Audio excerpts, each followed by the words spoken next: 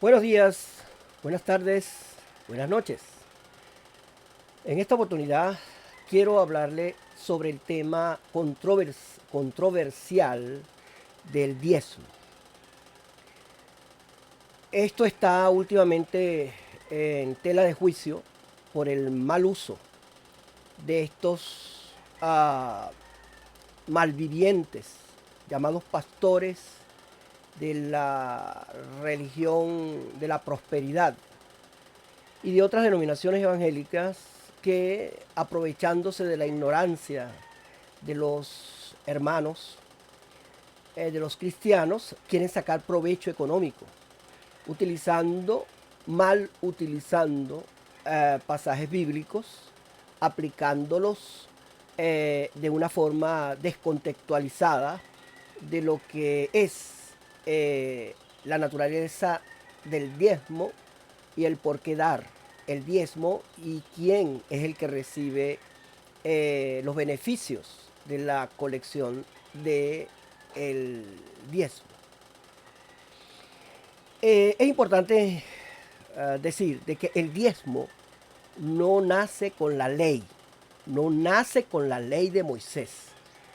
El diezmo lo encontramos con Abraham cuando le da a Melquisedec los diezmos del botín de guerra que él tuvo allí. Eso fue mucho antes de Moisés. Quiere decir de que esa costumbre de honrar al que tiene autoridad en el sentido religioso, porque Melquisedec era un sacerdote, él le reconoce dándole parte del botín. Esto se acostumbraba también, no solamente en el pueblo judío, sino también en otras naciones, como los egipcios, los babilonios, los medos, los persas, que los reyes exigían una parte de la producción del pueblo. Ese sistema, que es una especie de impuesto, se aceptó en la ley dado por Dios. Pero a diferencia del impuesto del rey, que era para beneficio del rey, el diezmo es para el beneficio del que no tiene nada, del que carece de recursos. El diezmo en la ley se instauró para socorrer al necesitado, no para el rey.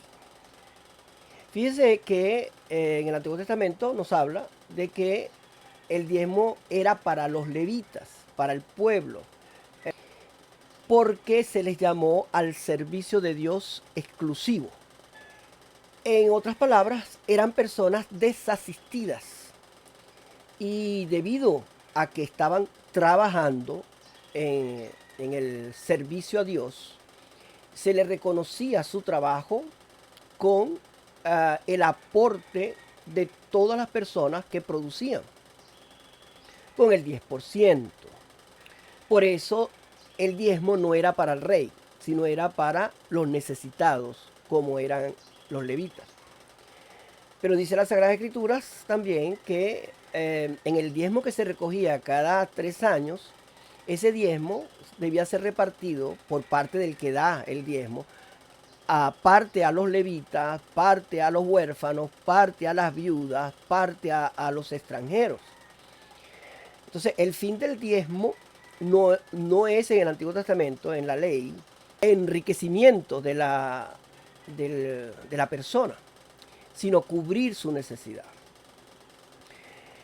Cuando hay algo que tenemos que reconocer, que el sistema del diezmo, que formaba parte del servicio levítico, del culto en el templo y de esa casta sacerdotal, eso se acabó. Eso culminó con la muerte de Cristo. Por eso es que el templo fue destruido y hasta el sol de hoy no se ha levantado. Porque ese señal del finiquito del ejercicio levita en el templo. Entonces, el diezmo, como lo dice el Antiguo Testamento, está, está derogado. Pero el espíritu del diezmo, pero el sentido del diezmo sigue vigente. Porque Jesucristo dijo, esto es necesario hacer sin dejar de hacer lo otro. Los fariseos daban el diezmo, pero lo hacían de una manera egoísta, lo hacían de una manera inhumana, porque ellos menospreciaban al huérfano, menospreciaban a la viuda y estaban muy pendientes de mandar sus diezmos al templo, pero su relación con el prójimo era muy mala. Y el Señor Jesucristo dijo, es necesario aplicar la misericordia, la piedad, sin dejar de dar el diezmo. Esa es palabra de Jesús. La iglesia primitiva, aunque no aparece la palabra diezmo, porque recuerden ustedes que eso fue escrito por personas judías, a excepción de Lucas, a excepción de otros personajes, ellos entendían que el diezmo era del templo, pero el sistema del diezmo se mantuvo. ¿Por qué? Porque el diezmo es equitativo. Si una persona da el diezmo de 1000 y otra persona da el diezmo de 10, los dos están dando la misma cantidad.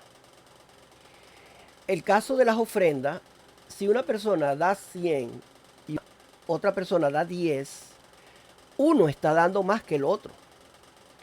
Ahí no hay equidad. En las ofrendas no hay equidad. En el diezmo hay equidad. Entonces, el sentido del diezmo pasa a la iglesia.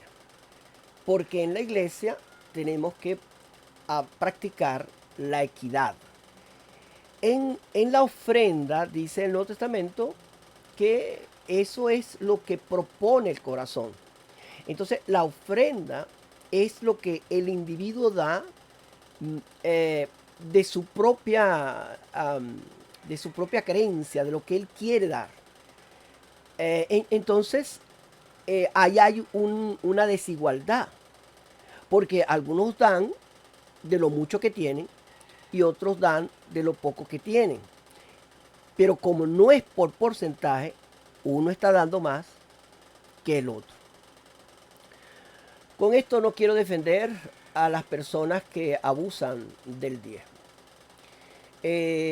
Pero sí quiero aclarar de que el diezmo, el espíritu del diezmo, el espíritu de la letra del diezmo, continúa.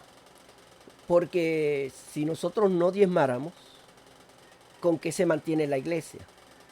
Si el presupuesto de la iglesia estuviese a, al gusto del ofrendante, lo que él quiera dar, nunca se podrían hacer proyecciones en la iglesia como institución, porque no hay estabilidad. En cambio, en el diezmo se puede hacer una proyección en el tiempo, se pueden pedir créditos, se puede hacer mejoras, se puede usar para la obra misionera, pagar a los misioneros.